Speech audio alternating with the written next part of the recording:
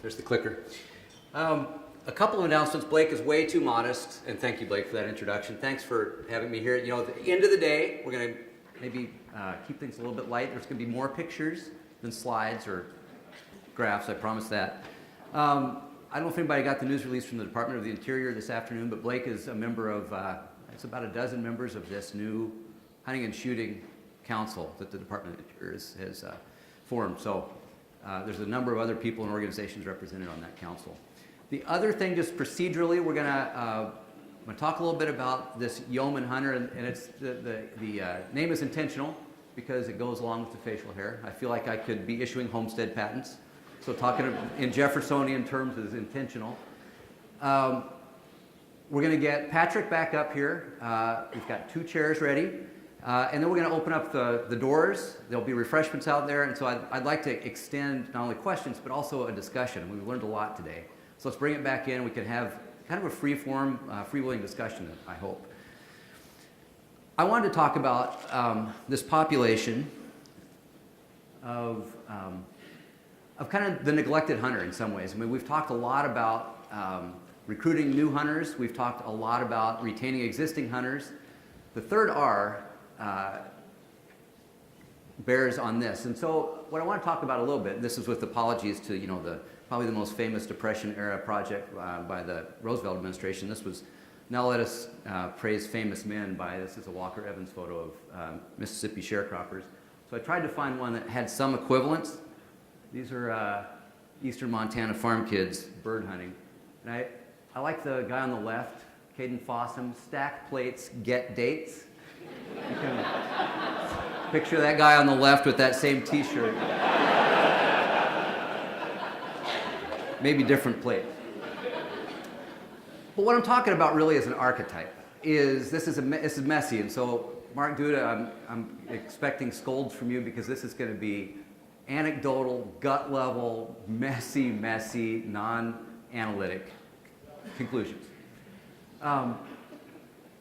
This person goes by a lot of names, and everybody's going to recognize him. This is the local legend. This is the person who devoted themselves to hunting, fishing, everything that resulted in consumption.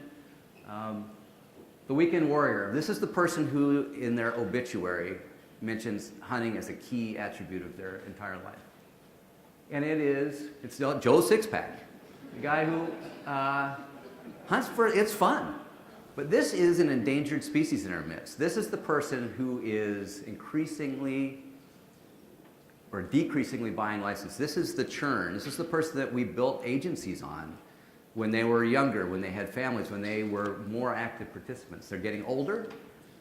Their gear is not keeping up with what they see from Patrick's clients. They're not necessarily affiliated with organizations, NGOs. They're skeptical. They're deep skeptics. I mean, this is where the yeoman hunter, I think, comes in. This is a real American archetype. And not just B and C counties, not just rural Americans, but these are also suburban skeptics and people who are probably not joiners because they don't recognize themselves in those ads. They're persistently local. I think that's an important point we're going to touch on in a second. They're thrifty and they are neglected. But what I hope to do, and we'll have to see how this works, is what Patrick talked about was building connections with an audience, customer base.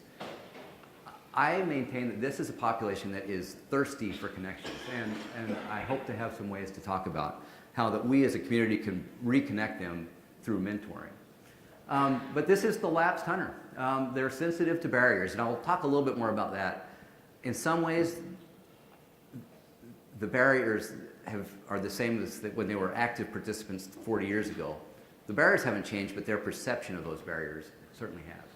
They have a deep affinity for hunting. So these are not people that we have to explain hunting and the value of hunting to. They get it. They have been there. And I think that they're the most reachable population of all. When Sam was doing the outreach for this, she sent a notice about this symposium to post on LinkedIn, and I shared it. This is a screenshot from one of the comments that I got from my post. We've seen this. from lots and lots of different ways, but you can kind of parse a little bit about this person, Dave. He's obviously a hunter who has left hunting. I'm not sure that hunting has left him, but I think these are pretty cogent things. So confusing regulations, low success rates, maximum hassle factor. I think, however, that last statement is one that we should all be mindful of. Hunting and fishing lacks connectedness and is now just a bureaucratic novelty. Oof. I mean, that is a nail in the coffin. I don't believe it. I don't think anybody in here believes it, but there's a big segment of our community that does believe that. So what happened to them? Why did they go from sort of full participants to less than full participants? Well, they're part of it's age. We've talked a lot about that. These people are getting older. Income and resources. And so we talked yesterday a little bit about Wisconsin, Wisconsin research and Lauren at the council meeting. Wisconsin did a really interesting study that looked at the relationship between income and access and avidity. We know all this, but the more the income, the higher the avidity, the better access to private land, the better success, and that cycle just continues. With people on fixed incomes, they no longer have that seed for the avidity cycle. So as you get older, you also lose a lot of the access and the systems that you had before. They're sensitive to barriers. We talked about that. And I think this transience is something that something we're all going to have to address in here as a community. It's not easily resolvable. In fact, it's probably irresolvable. But our social, cultural mobility is really getting in the way of this. And I see it with a lot of the people of this archetype. There are people whose hunting buddies have moved away. Maybe they've moved to a different town. The establishment of hunting and fishing traditions takes a long time to develop. Finding a place to go, finding a place to go with, finding someone to go with, those are all things that took years of layering and building. When one of those changes because of a move or some mobility factor, it can really end that cycle, and you got to rebuild it. It takes a lot of time and effort. So that's kind of I think the landscape. What I want to talk now is reasons I think that these people are really reachable from our community. A family affinity, and I'm going to talk a little bit about an experience I had with mentoring in a little bit. But this second bullet, this cherished heirlooms and family histories that are tied to hunting and fishing, I think is a way that we can really reach this community in an effective way. Almost every household in America, whether they're in terms of active participants, have some family history of this. Can't remember who talked this morning about the grandfather who hunted for subsistence, the father who started to develop the family culture of hunting. Oh, it was the fellow from Hoyt, Mr. Walk. Each family in America, there are certainly exceptions to this, have heirlooms. They have guns and they have knives, and they're at the generation where they're at risk. These heirlooms are at risk of becoming sort of curios that the next generation doesn't understand. They're like locked. Our ancestors used those back in the homestead days. I think that those artifacts are really a key way to get this population back into the circle. And they understand the context, purpose, and value of hunting. We don't have to re-educate this population. And in general, this is a population that really is searching for a deeper meaning, which means I think that they're super receptive to the idea of being asked to be a mentor or to be an apprentice themselves. So all of us who are tasked with making a difference, this is a great population to reach out to say, let me take you hunting. So how do we bring them back? We recognize those shared values. We promote inclusivity. So much in our world is built around tribalism. What kind of camo do you wear? What kind of gun do you use? Are you a crossbow or a vertical bow person? Oh, you're a deer hunter? I'm sorry, I'm a pointing dog bird hunter. We've got to reduce those reasons to be tribal and exclude each other and make more opportunities for inclusion. We're going to talk a little bit more about this in the next slide. We have to create a climate of permission, not permissiveness. There's a big difference there, but permission. We have to be a lot more tolerant of people getting it slightly wrong on the course of getting it right. we have to create these opportunities for engagement, and we have to emphasize appreciation for a place. I think this is really important. Hunting happens in a place. I'm going to give you just a little example of a way that we address this. As Blake mentioned, I'm an Eastern Montanan. That's my little star up there. It's a beautiful place for about 6 weeks a year. Winters are long, summers are hot and full of mosquitoes, but it's home. The town's Glasgow, Montana, and it's a town of about 3,400 people. It's the perfect size for NGOs to come through periodically in the established chapters. So we've had an Elk Foundation chapter, Pheasants Forever, Ducks Unlimited. There have been 4 or 5 of them, and typically I'm one of the people that gets tapped to be on the banquet committee and raise money. We always do a pretty good job of it, but there may be maybe a dozen of us who we just kind of got tired of raising money for great conservation reasons. But we'd have a big party, and then we would either send the money away where there was an area with greater conservation need, or it was reinvested in sort of anemic ways back in our community. What we decided to do is we loved working together.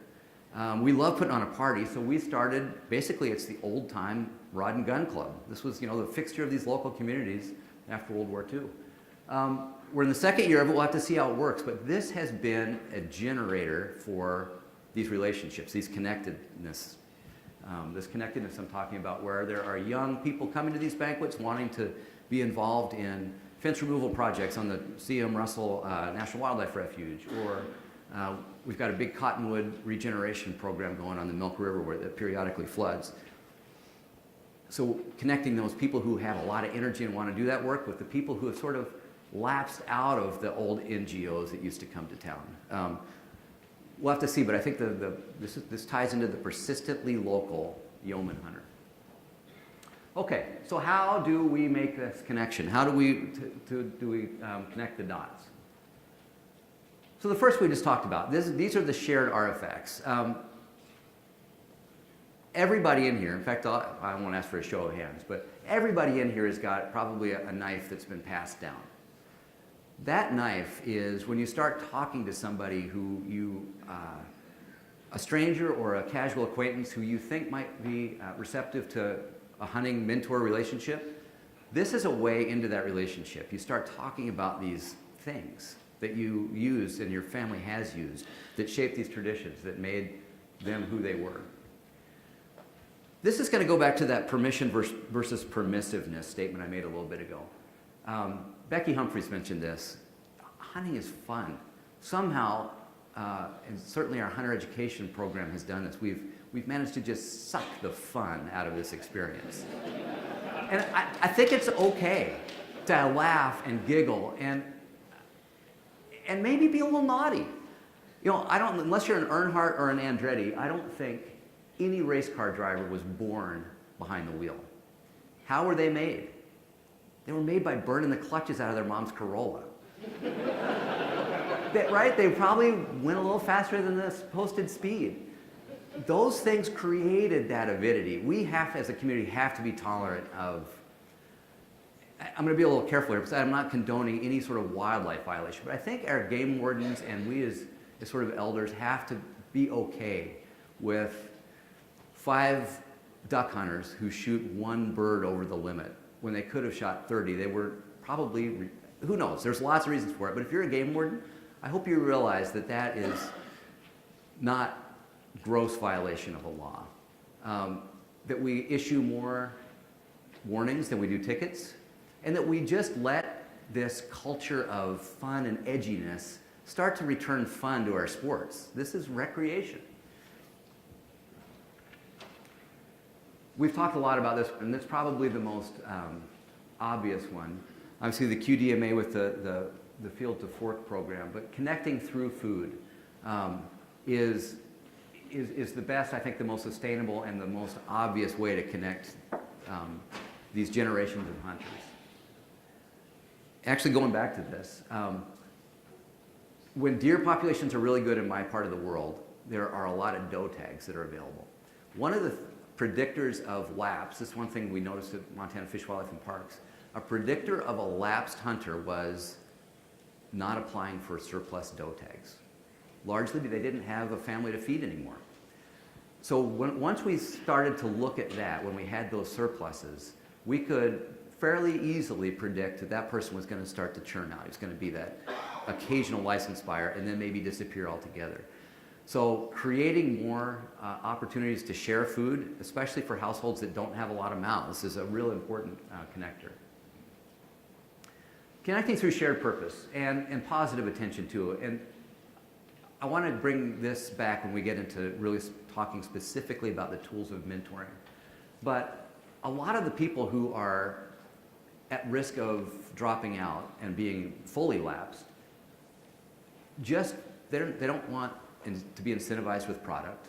They don't necessarily want to be incentivized with anything more than a sense of fulfillment. And I think this is one of the real keys of mentoring is this is a human need. But a lot of these people are increasingly, as they get older, losing friends, losing connections. So if we as a community can reach back to them and give them that sense of purpose, this is that philosopher stage of hunting. But I think a lot of these philosophers have nowhere to spend their interest. That's what we could do. And then positive attention. This won't work for everybody, but patches, we as a department have realized that patches are great badges and emblems of success. I think that is not a bad way to extend to the mentor relationship. If you mentor, and this is something that I think the NSSF with Jim, with those patches, the +1 program, I think is really a good idea. It's an attention-drawing merit badge. And connect through technology.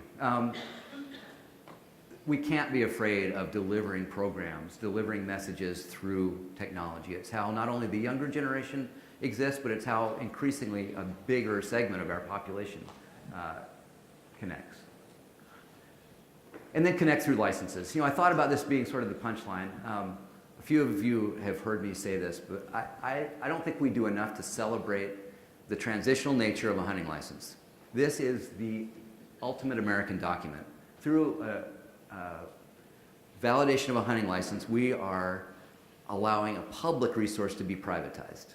That is a sacred act. And I don't think we talk nearly enough about that. Sometimes we apologize for the harvest. Obviously, we have deep feelings when we do it, but we should be yelling, hell yeah, I just made this thing that was everybody's, that we protected as a common resource into something that I can now responsible for taking, making my own, feeding my family. That's a remarkable thing. So, a little bit about the toolkit of mentoring. This is Nick. This is me without my Jeffersonian beard. We ran a story in Outdoor Life about this. Nick is the janitor at my daughter's middle school. I coach track there, and so I would see Nick a lot, and it's a small town. We know each other. His daughter's in my boys' class. I think we're Facebook friends, but he's just always been sort of a part of the landscape. I was at track practice last year, about a year ago this time of year, and Nick came up to me after practice was over. I was waiting for some kids to get picked up, and he said, he was flushed. You could tell something was agitating him. He's like, can I talk to you about something? I was like, oh, what did my daughter do? Like, that was my first thought. I was like, something in the bathroom, something like this, not, because he waited till everybody had gone. And it was nervous, like a first date. He said, would you take me hunting? Would you teach me how to hunt? He's like, and he immediately pulled away from the ask and said, I'm sorry, I know you're busy, but I've never asked anybody this before in my life, and I'm really nervous about it. And I was too, so the relationship was just sort of full of angst, and we wouldn't look at each other. And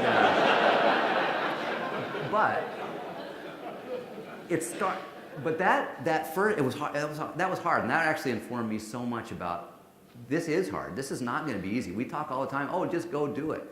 It's really, really hard to ask that question, especially of two people of a certain age, two men of a certain age. And he was embarrassed that he had missed out on this when he was younger. But the more we delved into it, we had all of these connections that we didn't know about until we started pulling back the layers. He loved the idea of wild food. He didn't have a place to hunt. I say gearless here, but as we started pulling back these layers, I said, well, do you have a rifle? He wanted to go deer hunting. Yeah, he said, but it was my dad's, and I haven't shot it for a while, and he was essentially gearless. It was not anything we were going to take out. He was eager, he was unattached, and as I say, yeoman, this is the Workaday hunter, and this person is in every one of our communities, who is maybe doesn't know that this is what they want to do, but if we identify ourselves publicly as hunters, and we sort of raise the flag of availability, I think you would be amazed at how much of an antenna that draws. He also hadn't gone through hunter education before. And he made the decision. He could have taken the online course. He qualified because he was older than the minimum age. He sat through the class with the middle school kids he sees every day as the janitor. That was a really hard thing for him to do. So what we started doing, we didn't start hunting right away. I looked at his gun. We said, I think maybe we'll get another gun. He borrowed one of mine. We just went and shot. He was super interested in just going and shooting, seeing how the gun worked, trying different loads. He's a very curious person. And I think that's a really good way to start the relationship. Just go spend time together. It doesn't have to be this 0 to 60 experience where your first day is scouting deer. Work up to it. Share your gear. This is a huge one. We all have gear that we're not using. Or maybe we are using, but we're not using it all the time. Share it. Create your gear as the way to consummate the relationship. Oh, you don't have a binocular? I've got one. Your backpack stinks. Try this one. One thing that's really interesting about Nick is he used my binocular all year. Now he's given it to a kid who didn't have one. And more on that in a little bit, but share your gear. And back to gear. I kind of wish there were more industry manufacturers here because I think this is an important connection to the industry itself. One of the things I think define this archetype, they don't need a big, they're brand loyalists, but they are not overt brand loyalists. They don't need a gigantic decal on things. But I think if you get your gear into the hands of these people just starting out, they will become brand loyalists. I think it's very, very good business. It doesn't have to be technical gear. It just has to be useful, reliable, worthwhile gear. Share your access. I think this is one of the intimidating things for a lot of would-be mentors. I got this place. It's taken me years to develop. I don't really want to share it. Share it. It doesn't have to be the absolute, bullseye honey hole, but share what you know. Share those places and layers and understanding of how land works seasonally and with wildlife movements. We understand all this implicitly. Share it. It will be passed on in not consumptive ways or selfish ways, but don't send them out to the snipe hunting spot.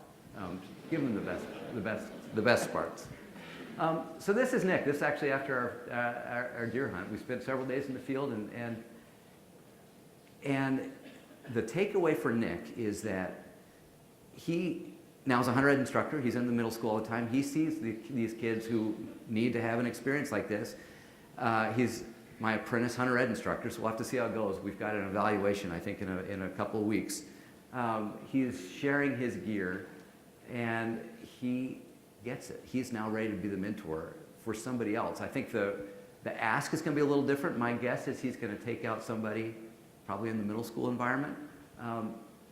Are we going to hunt every year? I don't know that we will, but we certainly can. And that relationship is open and positive, and it's the start of something that is so easily replicatable. Somebody said this earlier today. Our number problem is resolved if every single one of us recruits one other hunter. It can be that easy. It won't be, but it can be. And lastly, and this is the takeaway. This is why it's important, and this is a toolkit. It all starts at the top. It does start with you. I love the talk about leadership because at the agency level, at the NGO level, if you're not doing this yourself, you're creating doubt and skepticism. Once you do it yourself, you remove all that and you create the climate of success. And I think that's the way that we're going to get through this. So questions first, specifically about this. And then Patrick, let's come back up and I'm ready for an easy chair. I don't know about you. Questions about mentoring in general. I think about this, the risked yeoman hunter specifically. And then, as I mentioned, the doors are going to be open, and I'm eager to have kind of put a bow on the day. I think there was a lot of really useful and interesting and provocative discussions that were had. Yeah. So I was really interested in the idea of engaging, lapsed or yeoman hunters through asking them to be mentors for other people. But I was trying to figure out how you might actually locate these people in terms of sort of reaching out and finding them. I think, so part of my conceit is it's a lot easier in small towns. So in small towns, we've got pretty active churches, we've got, state night at the Legion Club, we've got bowling leagues. It's easier, I think those walls are a little shorter and a little more porous. So in my town, I'm not going to say it's even easy there. It's hard to have those initial conversations, but even in rural towns, there are people there. I think the better question, at least for me, is how do you start that? How do you find them in terms of, are there questions you can ask to start to pique interest in this shared value or shared interest? And I really think one of them honestly is talk around knives. Everybody has a knife, everybody likes to talk about knives. That's kind of a gateway drug for this larger experience. But I think we overcomplicate things. I mean, we all know people in certain aspects. It's the place you get your oil changed. It's I don't know how many people still have kids at school, but boy, I see myself getting pulled away from connectivity because my kids are getting older. But parents of younger kids have a built-in connection system with the parents of their school-age friends. And all of those are potential people to talk to and just start having this dialogue. Maybe this is self-interest, but having a hunting magazine around is not a bad way to start a conversation. Although I will say, this is a little aside, the big difference between Outdoor Life and Field and Stream, is what we used to say, is Field and Stream is the magazine for the people who someday want to hunt and fish, and Outdoor Life is for the people who actually do it.